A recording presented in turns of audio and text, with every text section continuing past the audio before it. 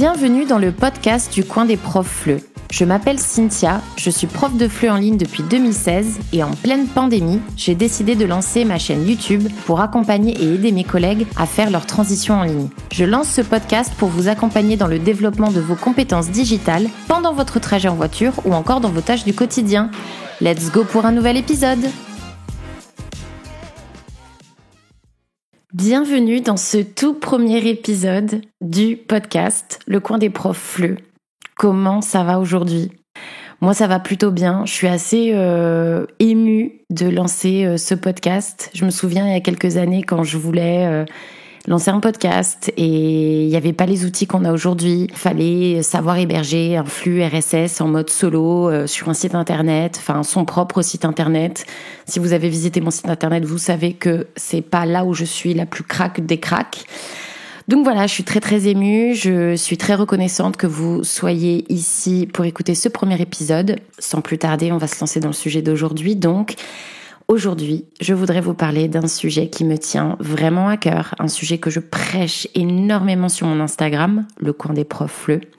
Ce sont les compétences digitales dans l'enseignement. Alors, on va commencer un petit peu avec, au niveau chronologique, on va parler de la pandémie de Covid, où c'est là où j'ai pu observer cet énorme boost de compétences dans le corps enseignant. Ils n'ont pas eu le choix. Et en fait, beaucoup ont cherché à continuer à développer ces compétences sans trop savoir parfois où trouver les informations. C'est d'ailleurs pour ça que j'ai lancé à cette époque-là ma chaîne YouTube. Mais il y a aussi beaucoup de personnes qui se sont dit, je l'ai pu le voir chez des collègues et d'autres profs, qui se sont dit, moi je vais en rester là, on n'est plus en pandémie, on est revenu à un semblant de normal, donc on va pas s'emmerder. Dans cet épisode, je voudrais qu'on se penche justement sur cette question. Pourquoi booster vos compétences digitales en 2023, post-pandémie ? Commençons avec la première raison. Pour donner un enseignement de qualité. C'est le plus évident. Si vous êtes passionné par ce que vous faites, vous cherchez certainement à donner le meilleur cours possible. C'est en développant vos compétences digitales que vous allez pouvoir le faire vraiment et davantage et aller plus loin dans la qualité. Vous allez pouvoir donner un enseignement plus fluide, plus naturel, plus efficace, que ce soit en ligne ou en présentiel d'ailleurs. Mais pour ça, il faut avoir les bonnes stratégies et les bons outils, et ça, vous les aurez en développant vos compétences digitales. Deuxième raison, pour limiter la friction et engager vos étudiants. En développant vos compétences digitales, vous allez pouvoir adopter les bonnes stratégies pour limiter justement cette friction qu'il peut y avoir entre vos étudiants et le travail qu'ils ont à faire, travail que vous leur avez donné. Moi, j'ai un exemple de stratégie que j'utilise d'ailleurs, c'est de limiter le nombre de clics entre l'étudiant et le travail qu'il doit faire. Et là, vraiment, vous allez augmenter les chances que ce travail soit fait. C'est un exemple, bien évidemment, pour limiter la friction, il y en a d'autres. Troisième raison, pour gagner du temps dans votre préparation de cours. Qui ne rêve pas de gagner du temps, c'est-à-dire donner le même nombre de cours, mais passer moins de temps à préparer ces cours-là ? Et bien justement, en développant vos compétences digitales, vous pourrez commencer à automatiser certaines tâches. Et ça va vous libérer un temps de fou. Et je le répète constamment sur Instagram, sur mes réseaux, sur YouTube.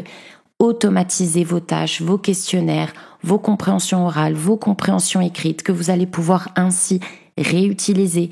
Pour l'étudiant, c'est beaucoup plus fluide parce qu'il a tout de suite la réponse, il a tout de suite les explications, il n'a pas besoin d'être en cours avec vous. Et vous allez gagner du temps en faisant ça. Et ce temps gagné, vous allez pouvoir le réutiliser pour vous concentrer sur des tâches plus créatives lors de la préparation de vos cours. Quatrième raison, pour donner un enseignement différencié. Les outils numériques et les différentes stratégies associées aux compétences digitales vont vous permettre d'apporter un enseignement différencié à vos apprenants. Alors, je m'explique.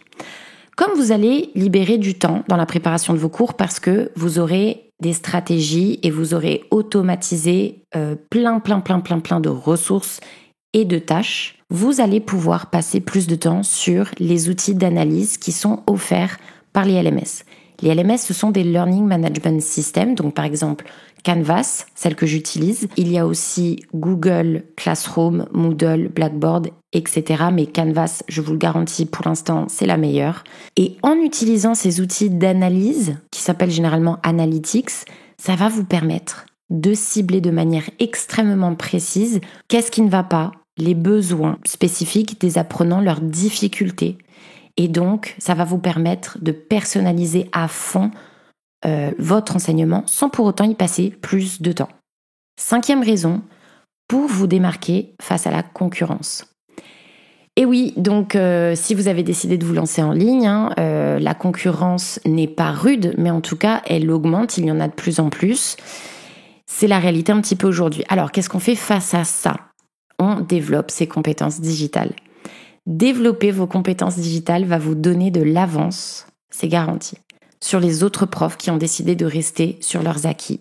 Et ça va vous permettre d'offrir une toute autre expérience à vos apprenants. Vos cours votre offre va être complètement différente. Et donc, ça va vous démarquer de la concurrence. 6e raison, pour vous ouvrir d'autres portes et diversifier votre profil professionnel. Alors, c'est ce qui m'est arrivé à partir du moment où je me suis penchée sur la question des compétences digitales dans mon doctorat et aussi en lançant ma chaîne YouTube. J'ai vu voir arriver plein de nouvelles opportunités qui allaient bien au-delà de juste donner des cours en ligne. Par exemple, j'ai participé à un webinaire de IF-Prof organisé par l'Institut français. C'était sur la systématisation de la grammaire avec les outils de la digitale, donc un petit peu en mode systématisation, gamification. J'ai donné aussi des formations dans plusieurs écoles, aussi aux professeurs de français au Portugal au sein de l'APPF, qui est l'Association portugaise des professeurs de français.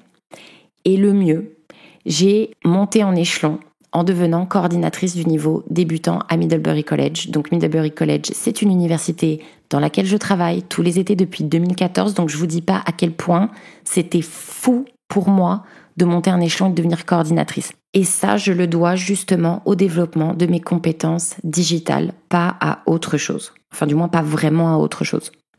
Donc, pensez-y vraiment parce que pour moi, en tout cas, ça n'a eu que des aspects positifs dans ma vie professionnelle. 7e raison et la dernière raison, pour augmenter vos tarifs. Si on résume un petit peu tout ce qu'on vient de lister, vraiment, on arrive à cette conclusion. Vous allez pouvoir augmenter vos tarifs de cours parce que vos cours seront de qualité, parce que vous aurez réussi à vous démarquer face à la concurrence, parce que vous allez faire gagner du temps à vos élèves, parce que vous allez leur offrir un enseignement différencié et donc personnalisé, et ça sans doubler votre temps de préparation, votre temps de travail. Et parce que, au final, des profs comme vous, il y en aura vraiment très peu. Voilà, on arrive à la fin de cette liste et aussi de cet épisode sur pourquoi booster vos compétences digitales en 2023. Je pense vraiment que c'est un enjeu crucial en 2023. Il est temps qu'on rentre dans le 21e siècle et qu'on enseigne vraiment à l'heure du numérique avec de vraies stratégies. Et donc il faut, et j'espère que vous allez développer vos compétences digitales et que ça fait partie un petit peu de vos résolutions de cette année. En tout cas, merci vraiment d'avoir écouté ce premier épisode. Je vous souhaite une excellente journée et je vous dis à très bientôt dans un nouvel épisode. Ciao. Si cet épisode vous a plu, n'hésitez pas à noter le podcast, laisser un avis et à le partager sur vos réseaux. À bientôt dans un nouvel épisode.